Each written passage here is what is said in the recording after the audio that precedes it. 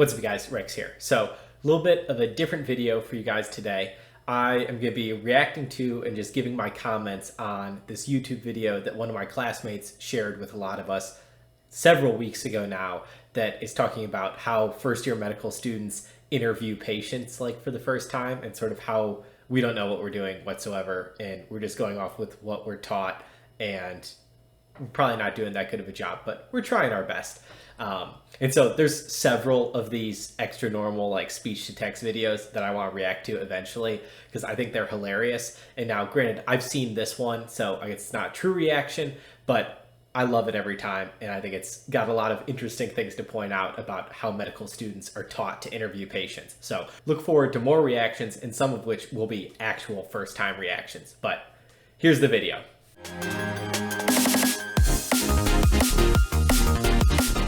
Hello, sir. How are you? I am a first-year medical student. I am currently enrolled in a patient-centered medicine course. May I? So we always have to introduce ourselves. I'm a first-year medical student. And then patient-centered medicine is sort of like the buzz phrase of how we're really taught to interview patients. Conduct your medical history and physical exam? Hi. Yes. You may. Great. So what? So first thing, always have to ask permission and let them know that we're a learner. So it sort of prepares their expectations, but also is just good practice that they should know we're a learner and have the option to possibly ask for a real doctor. Although I think at Duke University, that's like part of it. When you sign in, you're agreeing to have learners be part of your care. Brings you in today? I was feeling some shortness of breath this morning when I awoke. While getting ready for work, I developed some chest pain and dizziness, which has progressively worsened over the past 4 hours and is now crushing pressure on my sternum that is radiating up my right arm and neck area. It is very intense, like an elephant sitting on my chest. The pain is quite severe. I have All right, so this is just great commentary because, so it starts off with very open-ended question. We're sort of taught to have our first question be, what brings you in today? How can I help you? What made you make an appointment? How are you doing today? Something like that. And it's hilarious that whoever wrote this had decided to make a patient that gives like the perfect answer, as far as medical students were sort of meant to use like a mnemonic, like old cards of like onset, location, duration, categorization, and associating symptoms, radiation, when did it start, that's T, timing, severity, 1 to 10. And so this patient is just going right down the list. And so that's first year medical student. Those are your list of questions. If the patient uses those up front, what the heck do you ask for after that? So we'll see how it goes. Also begun to sweat profusely. Can you tell me more about associating symptom. Can you tell me more? That's all he's got. But he sort of said everything already. Can you tell me more about that? I have acute mid-sternal chest pain. It is severe. Could you quantify the pain for me on a scale of? It is a 10 out of 10. Okay, I see. 1 to 10. Everybody knows how that question's gonna finish. And do you have any history of medical problems? Yes. I have diabetes. Now has to ask for the history. So after you ask the like history of present illness, usually go into like surgical history, family history, social history, that kind of stuff. But it's also funny that this patient already is like talking mid-sternal pain and stuff like that. First year medical students might not even know what that is. Like, we don't know anything yet. Hypertension, obesity, atrial fibrillation, hypercholesterolemia, and a history of ischemic heart disease. AFib, ischemic heart disease, we might not know what that is either. 5 years ago, I had 2 coronary stents put in. They had the crickets. He doesn't know what a coronary stent is. Can you? Coronary stent refers to the blood vessels that feed the heart muscle. If there is plaque building up that's occluding the artery, so blood can't get through it, you can put in a stent, which basically spreads open the artery so blood can now flow through and feed the heart muscle. Tell me more about that. I had 2 stents placed in my coronary arteries. This was to restore their patency to ensure my heart muscle can be perfused with oxygenated blood to prevent it from becoming hypoxic and dying. I see. Do you take any over-the-counter medications, homeopathic remedies, herbal supplements, illegal street or recreational drugs, or use tobacco? Yes. So that's like very poor interviewing of you probably want a little bit more of a segue from, oh, do you take aspirin to do you take heroin? That's a little bit of a interesting wording that they chose, but so like first year medical student. 2 packs per day for 30 years.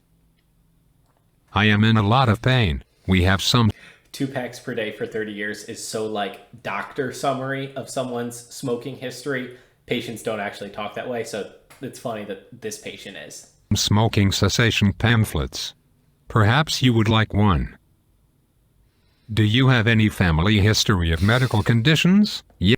So this patient is in significant pain right now, and first year medical student sees like, oh, smoking. I'm supposed to ask about smoking cessation therapy. Do you want a pamphlet? Yes. My father had a massive heart attack and died at age 47. Both of my younger siblings, who are in their 40s, have been diagnosed with coronary artery disease. Can you tell me more about that? Family history. Why do you keep asking me that? I'm he's having a asking heart attack. open-ended questions so as to avoid influencing your responses and to glean additional information from you. It is part of taking a thorough medical history. We learned it in our patient-centered medicine course. I have to ask open-ended questions. Smile to the camera. What is your family life like at home? I lead a Asking for sedentary social history lifestyle. now. It is unremarkable. Have Adding you ever social been risks hospitalized? for Yes, having a heart when attack. I had 2 stents placed in my coronary arteries. With what ethnicity would you say you most closely identify? Now that one really got me. That's great of where like we're taught, and it's great. We absolutely should be like considering all aspects of patient-centered care and understanding their background and their identity. But this person's having a heart attack. I don't know how relevant at the moment the race they identify, and talking to them about their experience with their identity and the interplay of the healthcare system is at the time of mid-heart attack. I am in acute chest pain.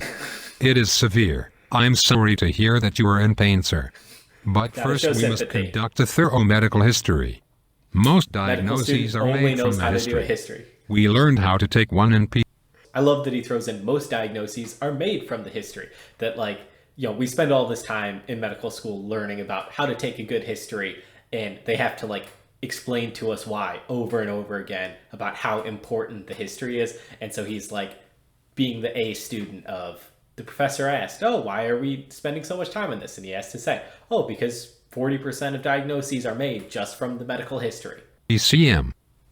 Sir, I see that you are having trouble breathing. Yes, I am short of breath. Secondary to my acute mid-sternal radiating and crushing chest pain. Very medical That must speak. be Secondary frustrating. to. Next, I will perform a have those full phrases of musculoskeletal sympathy. exam which will assess your brachial and patellar tendon reflexes. So now he's moving Please into the let me physical, know if you and feel it is any totally not discomfort or relevant. pain.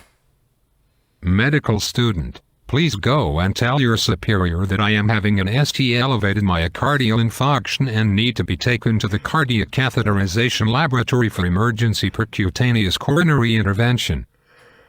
So that's just so great of medical student doesn't know what the heck that is. I just barely know what that is because we did cardiology in the past 2 weeks. So ST elevated refers to the ECG, and he wants to have like a percutaneous stent put in or something like that. And so that's referring to sticking a catheter percutaneous through the skin. And so probably going up through the femoral artery, but just the initial cath lab might just be to get the pressures inside the heart with a catheter and get like a wedge pressure and all that kind of stuff, which I like barely know. I'm a medical student and barely a medical student at that. So I barely am picking up what this patient's laying down, and most medical students, we have no clue what he's saying, but we're there to take a history. That's about all we know. You mentioned earlier you had diabetes. Medical student only knows what diabetes is. Patient is pissed. Very understandably so. I probably would be too if I was the patient. But yeah, that is so accurate to like the level of competency I feel like I have right now, that yes, I'm in medical school, but that does not mean I am useful in any way whatsoever yet. And I'm looking forward to being useful, but I think it's fun to take a pause and just laugh at myself of where like, yeah, I've learned a ton of stuff and I'm learning really cool things and relevant things, but I have such a long way to go. I am still that medical student if I were asked to interview a patient right now. So gotta laugh at myself. But if you want to see any more of these reactions I have, I'll have a ton eventually. Make sure you subscribe, hit the notification bell. If you want to hear more about my life in medical school as a medical student, if you want to hear more about how I got into medical school, also check through my channel. Ton of videos on that. If you have any questions, comments, or concerns, I'd love to hear about them down below. I'll read and respond to every single comment. And until next time, don't be ordinary, go be great.